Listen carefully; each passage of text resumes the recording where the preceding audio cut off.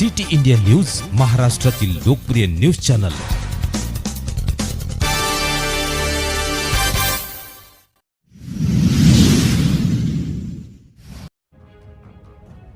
हिंदुस्तान की यही पुकार, बदला लो मोदी सरकार।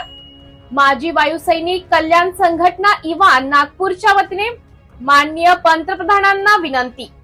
दिनांक 22 एप्रिल 2025 रोजी पाकिस्तान परास्त मुस्लिम आतंकवाद्यांनी पहलगामच्या बैरसरान घाटीत निशस्त्र निरपराध भारतीय हिंदू पर्यटकांवर भ्याड हल्ला करून त्यांची नृशंस हत्या केली।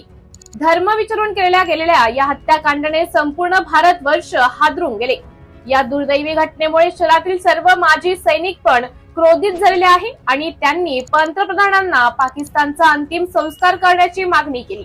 त्याच अनुषंगाने माजी वायू सैनिक कल्याण संघटना इवान नागपूरच्या वतीने या भ्याड हल्ल्याच्या विरोधात निषेध सभेचं आयोजन रविवार दिनांक 27 एप्रिल 2025 सकाळी 8 वाजता अजनी चौक स्थित अमर जवान स्मारक परिसरात करण्यात आले।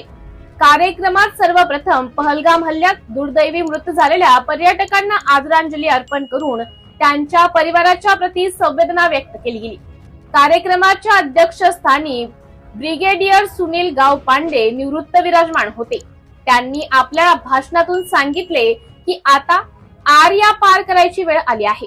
सरकारने पाकिस्तानचे कंबरडे आता मोडलेच पाहिजे। इवान संघटनेच्या वतीने सर्व माजी सैनिकांना देशाला लढाईत गरज भासल्यास आपले योगदान द्यायचं आवाहन केले। या आशयाचं पत्र सुद्धा केंद्र सरकारला माननीय जिल्हाधिकाऱ्यांच्या माध्यमातून पाठवण्यात आले आहे। कार्यक्रमात इवान संघटनेचे संस्थापक अध्यक्ष श्री मनोहर भातकुलकर, अध्यक्ष लक्ष्मीकांत नांदरुणकर, सचिव अजय गाढवे, तिन्ही सेनेचे माजी सैनिक, इवान संघटनेचे सर्व पदाधिकारी, सदस्यगण तसेच इवान महिला सभासद व नौसेना संघटनेचे सर्व पदाधिकारी, अजनी परिसरातील नागरिक मोठ्या संख्येने उपस्थित होते।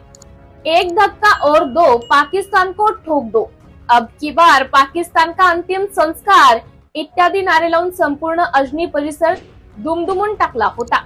सिटी इंडिया न्यूज साठी प्रतिनिधी शरद कबाडे, बुटीबोरी।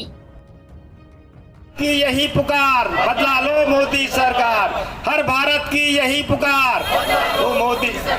वंदे वंदे भारत माता की, भारत माता की, भारत माता की। उत्तम एक फोटो दे देना।